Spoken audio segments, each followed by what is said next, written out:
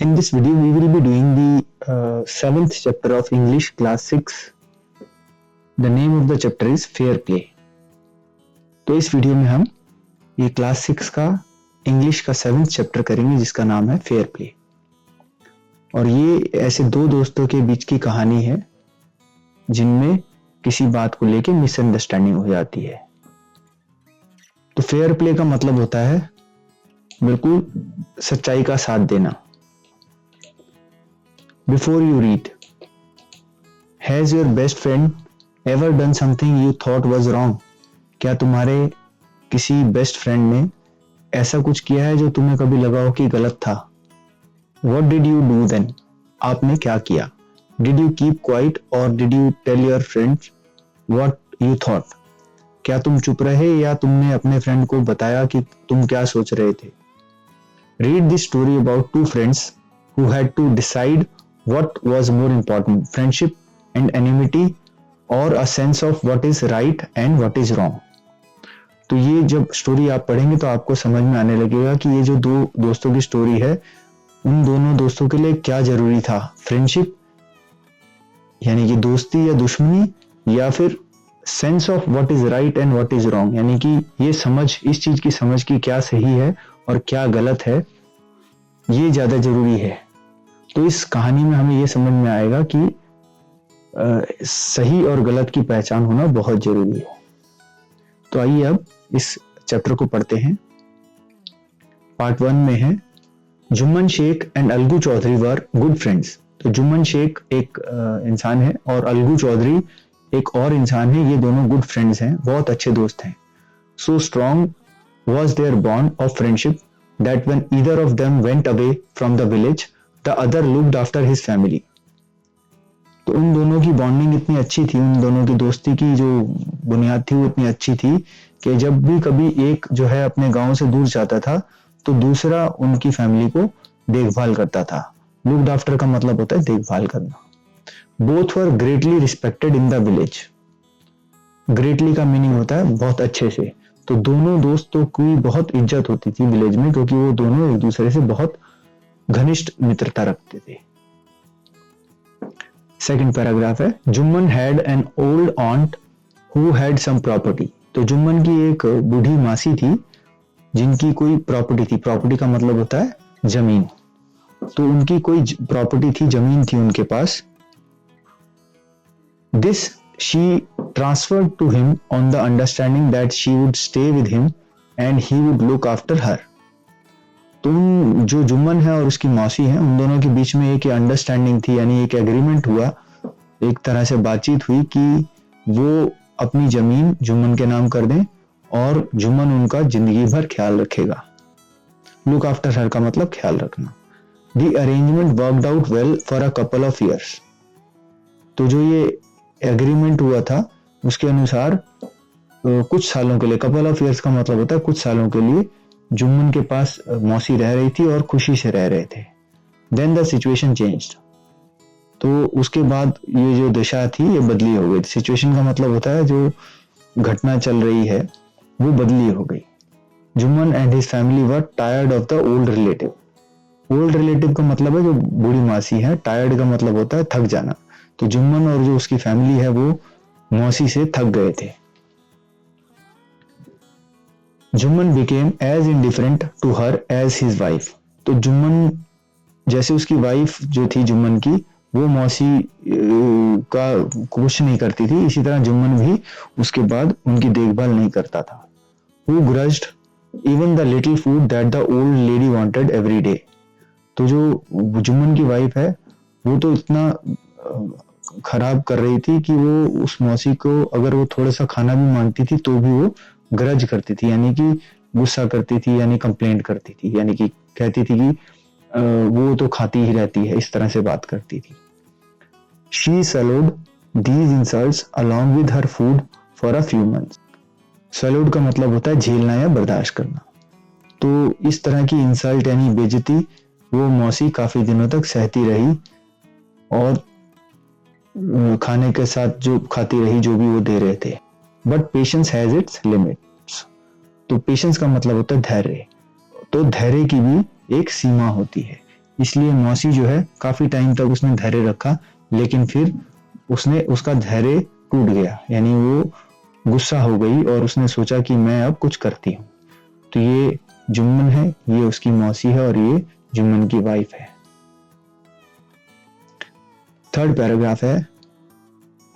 Paragraph है one day she spoke to Jumman, my son, it is now obvious that I am not wanted in your house.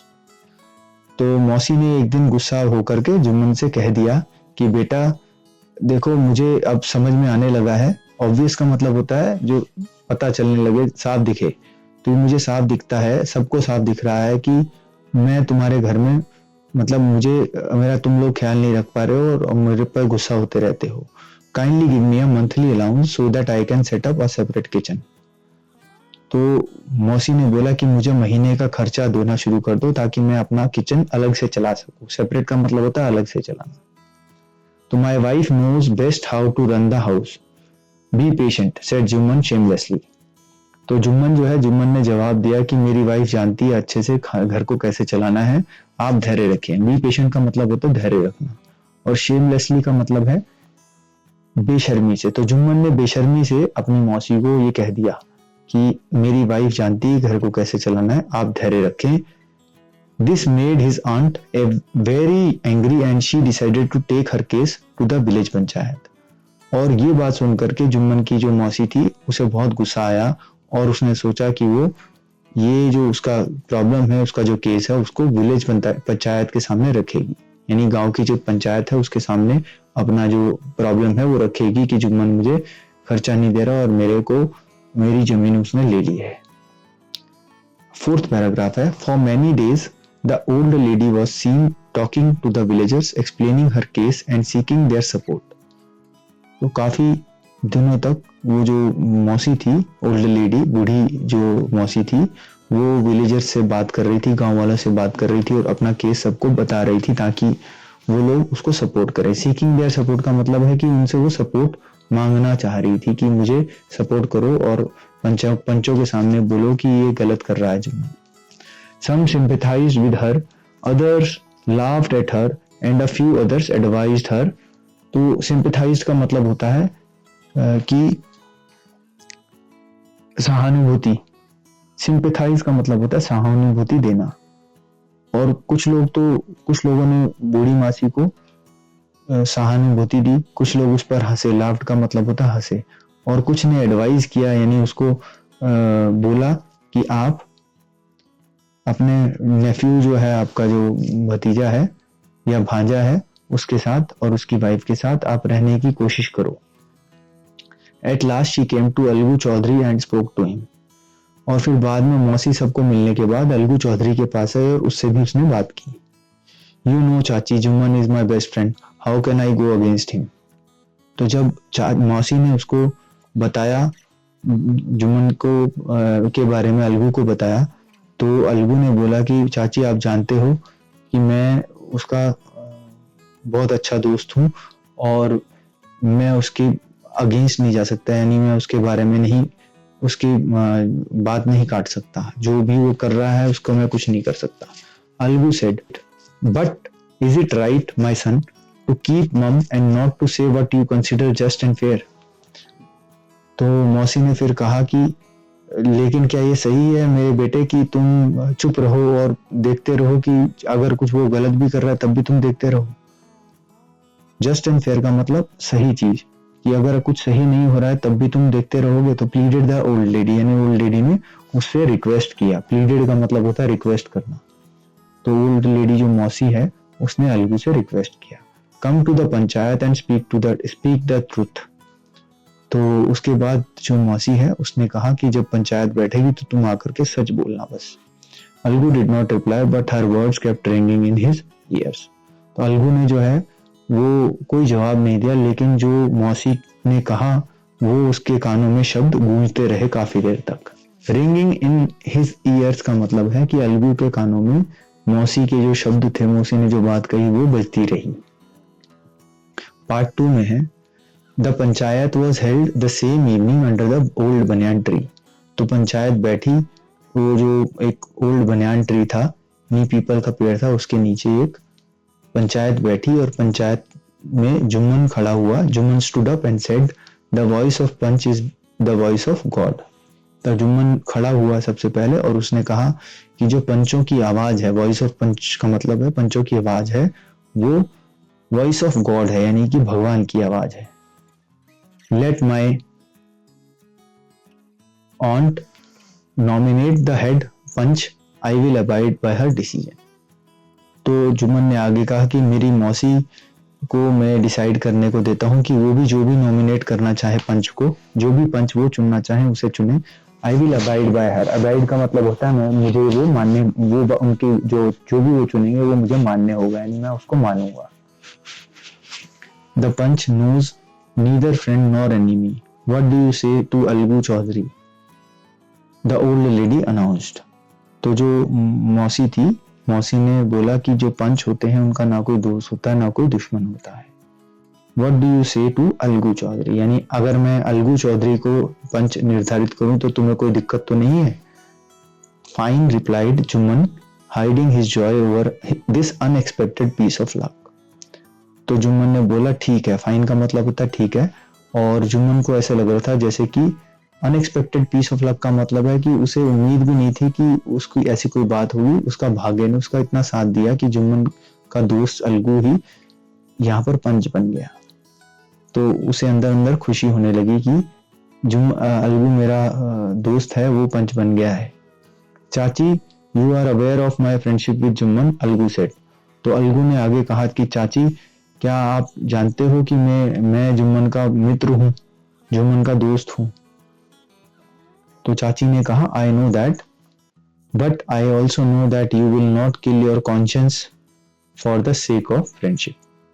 मौसी ने कहा हाँ मैं जानती हूँ, ठीक है, और मैं ये भी जानती हूँ कि तुम अपना जो है अंतरात्मा की आवाज को नहीं मारोगे और तुम वही करोगे जो कि सही है, और तुम अपनी दोस्ती की खातिर वो गलत काम कोई भी नहीं करोगे. यानी सेक ऑफ फ्रेंडशिप का मतलब होता है दोस्ती की खातिर, और कॉन्शियस का मतलब होता है अंतरात्मा की आवाज. God lives in the heart of Punch and his voice is the voice of God, and the old lady explained her case. आगे मौसी ने कहा कि भगवान पंचों के दिलों में रहते हैं और जो पंचों की आवाज होती है वही भगवान की आवाज होती है. And the old lady explain her case, यानी कि वो जो मौसी ने उसके बाद अपना केस एक्सप्लेन किया, यानी लोगों को पूरी बात बताई, पंचों को पूरी बात बताई, समझाई. Jumman said Algu, you and I are old friends. Your aunt is as dear to me as you. Now I am a punch. You and your aunt are equal before me. What have you to say in your defense? तो जब मौसी ने अपनी पूरी बात बता दी पंचों को, उसके बाद अलगू ने जुम्मन को बोला कि जुम्मन, तुम और मैं पुराने दोस्त हैं और तुम्हारी आंटी भी मुझे, जो तुम्हारी मौसी हैं वो भी मुझे बहुत प्यारी हैं, इसलिए, और मैं अब पंच हूं और तुम और तुम्हारी आंटी दोनों मेरे सामने बराबर हैं. पंचों के सामने सब बराबर होते हैं. अब तुम्हें अपने डिफेंस में, यानी तुम्हें अपने पक्ष में कुछ कहना है अपने पक्ष में, तो तुम कह सकते हो. 3 years ago began Jumman, my aunt transferred her property to me. तो जुम्मन ने कहा कि 3 साल पहले मेरी जो आंटी हैं, मेरी मौसी हैं, उन्होंने उनकी जो प्रॉपर्टी थी वो ट्रांसफर कर दी मेरे नाम पर, यानी कि उनकी जो जमीन थी वो मेरे नाम पर लिख दी. I promise to support her as long as she lived. और मैंने उनको प्रॉमिस किया, यानी मैंने उनको वचन दिया था कि जब तक वो जिंदा रहेंगी मैं उनको सपोर्ट करूंगा, यानी मैं उनका ख्याल रखूंगा.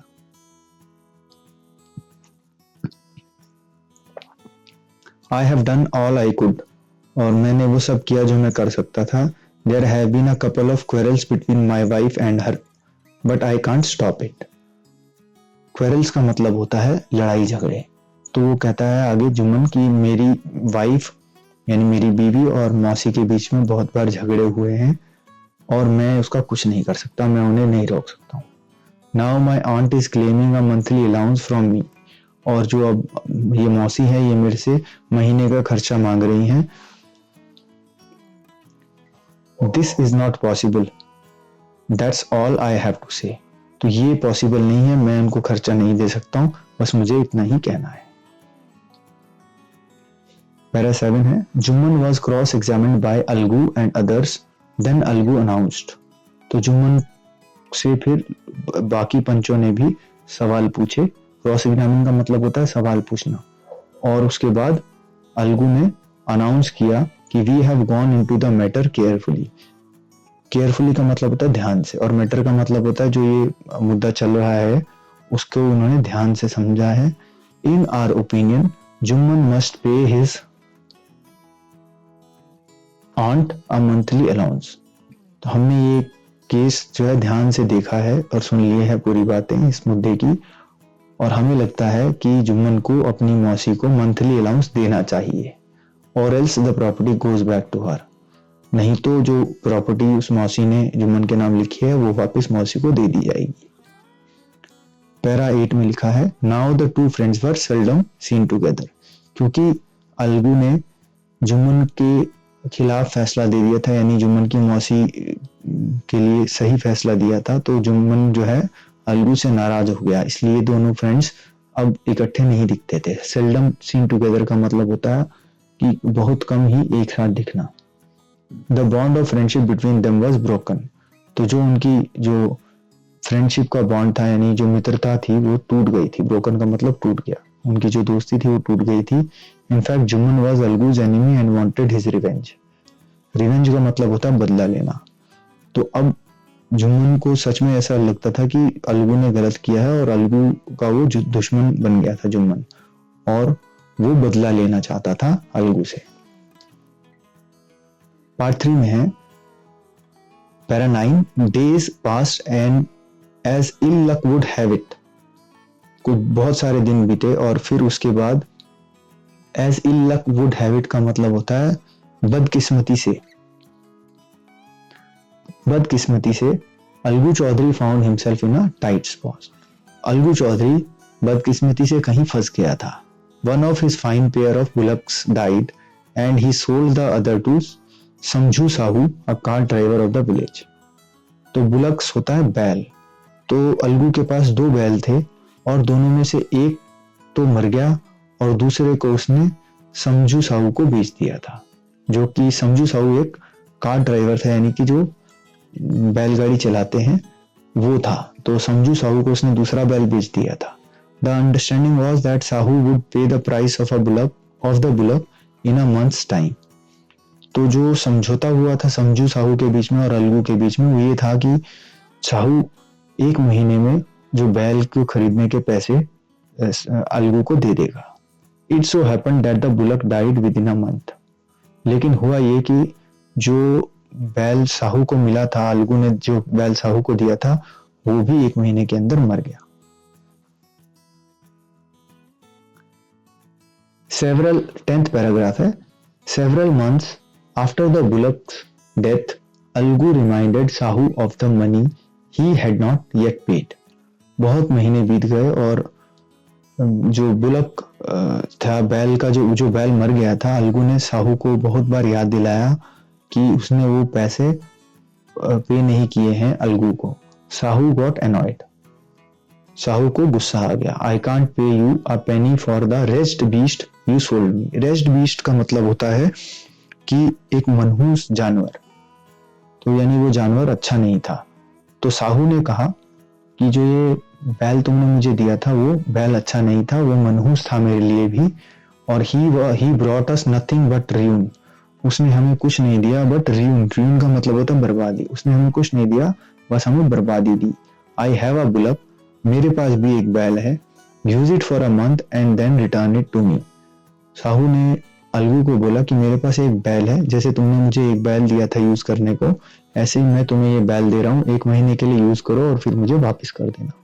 No money for the dead bullock, जो बैल मर गया है उसका मैं पैसा नहीं दूंगा। ये साहू ने अलगू को कहा और गुस्से से कहा। ही सेड एंग्रीली, गुस्से से साहू ने अलगू को कहा।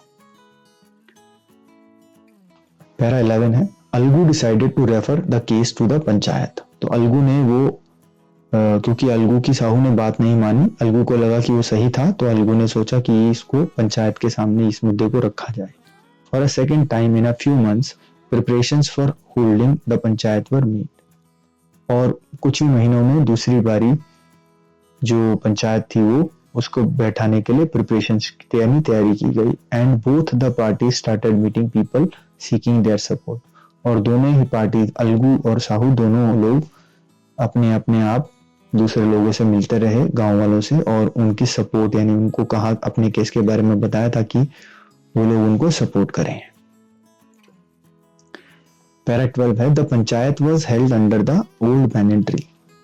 तो जो पंचायत बैठी दोबारा से वो पीपल के पेड़ के नीचे, पुराने पीपल के नीचे बैठी। Algu stood up and said the voice of panch is the voice of God. तो अलगू जो था वो खड़ा हुआ और उसने भी वही कहा कि जो पंच हैं, पंचों की आवाज भगवान की आवाज होती है। Let Sahu nominate the head panch, I will abide by his decision. तो आगे अलगू ने कहा कि मैं चाहता हूं कि साहू भी चुने हेड पंच को, और साहू जो भी हेड पंच को चुनेगा मुझे वो मान्य होगा, मैं उसको मान लूंगा। पैरा 13 है, Sahu saw his chance and propose the name of Jumman. तो साहू को जब ये मौका मिला तो साहू ने सबसे पहले जुम्मन का नाम लिया, क्योंकि जुम्मन को पिछली बारी अलगू ने डिसीजन दिया था और जुम्मन उसका जो दोस्त था, अलगू का दोस्त जुम्मन, अब वो उसका दुश्मन बन गया था। तो साहू को लगा कि जुम्मन को अगर वो पंच चुन लेगा तो जुम्मन साहू के हक में फैसला देगा, यानी साहू की इसको ही सपोर्ट करेगा और अलगू से दुश्मनी के लिए वो अलगू को गलत फैसला दे देगा। तो अलगू's heart sank and he turned pale। जब साहू ने कहा कि जुम्मन को मैं पंच चुनना चाहता हूं तो अलगू का हार्ट सैंक का मतलब होता है दिल बैठने लगा या दिल डूबने लगा, और ही टर्न पेल का मतलब वो पीला पड़ने लगा, क्योंकि अलगू को पता था कि जुम्मन जो है अब उससे दुश्मनी रख रहा है, तो हो सकता है कि वो फैसला सही फैसला ना दे।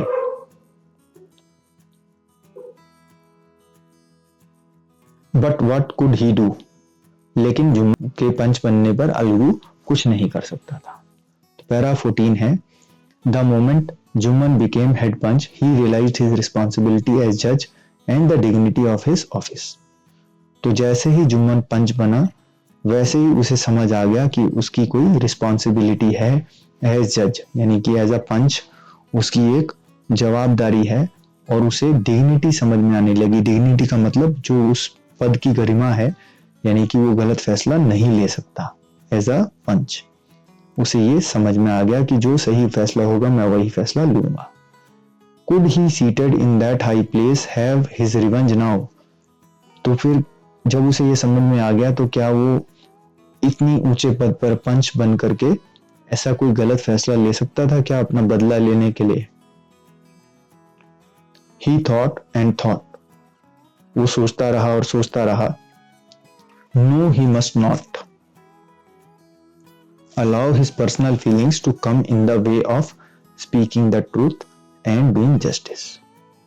और उसे ये क्लियर समझ आ गया था, अच्छे से समझ में आ गया था कि उसको अपनी जो पर्सनल फीलिंग है, यानी कि जो उसकी व्यक्तिगत भावनाएं हैं, उसकी जो भावनाएं हैं उनको सच के रास्ते में और न्याय के रास्ते में आने नहीं देगा, यानी वो सही फैसला लेगा और वो अपनी दुश्मनी को इसके बीच में नहीं आने देगा। पैरा 15 है, both Algu and Sahu stated their cases. जो अलगू और साहू दोनों ने अपने अपने केसेस को एक्सप्लेन किया, पंचों को अपने केस के बारे में बताया। They were cross examined and the case was considered deeply. और अलगू और साहू से क्वेश्चन किए गए, पंचों ने उनसे सवाल पूछे और उनके केस को डीपली कंसिडर किया गया, यानी ढंग से तसल्ली से सुना गया। Then Jumman stood up and announced. तो जुम्मन खड़ा हुआ और उसने ये अनाउंस किया कि it is our opinion that Sahu should pay Algu the price of the bullock. और फिर जुम्मन जब खड़ा हुआ तो उसने कहा कि हम पंचों का ये मानना है, ओपिनियन का मतलब होता है मानना, कि साहू जो है वो अलगू को बैल की कीमत पूरी दे दे। When Sahu bought the bullock, it suffered from no disability or disease। क्योंकि जब साहू ने अलगू से बैल खरीदा था तो उसमें कोई डिसेबिलिटी या डिजीज नहीं थी, यानी उसको कोई दिक्कत नहीं थी, कोई बीमारी नहीं थी। डिसेबिलिटी का मतलब होता है कोई प्रॉब्लम होना, और डिजीज का मतलब होता है बीमारी होना, और सफर्ड का मतलब होना होता है कि उससे पीड़ित था। The death of the bullock was unfortunate. तो ये बदकिस्मती थी कि वो बैल मर गया। अनफॉर्चुनेट का मतलब होता है बदकिस्मती। But Algu can not be blamed for it. लेकिन अलगू को इसके लिए ब्लेम नहीं किया जा सकता, यानी अलगू को के ऊपर आरोप नहीं लगाया जा सकता कि बैल उसकी वजह से मरा है। He stood up and said loudly over and over again. Algu could not contain his feelings. ये बात सुनकर अलगू जो है भावुक हो गया और अपनी जो भावनाएं थी उनको कंट्रोल नहीं कर सका। और he stood up and said loudly over and over again. और वो खड़ा हो गया और उसने जोर जोर से कहा विक्ट्री टू द पंचायत, यानी कि पंचायत की जय हो। दिस इज जस्टिस, ये बिल्कुल निर्णय आपने सही लिया है। God lives in the voice of the panch, कि पंचों की आवाज में भगवान रहते हैं। पैरा 16 है, soon after Jumman came to Algu, और जब ये पंचायत ने फैसला सुना दिया उसके बाद जुम्मन जो है अलगू के पास आया जल्दी जल्दी। Embraced him and said, embraced him का मतलब है गले लगाना, उसने अलगू को गले लगाया और कहा since the last panchayat I had become your enemy. और जब उसने कहा जुम्मन ने कि जब आखिरी बार पंचायत हुई थी, जब तुमने मेरे अगेंस्ट फैसला दिया था, तब से मैं तुम्हारा दुश्मन बन गया था। Today I realised what it meant to be a panch, और मुझे आज समझ आया है कि पंच बनना और पंच होकर के फैसला देना कितना जरूरी है, सही फैसला देना।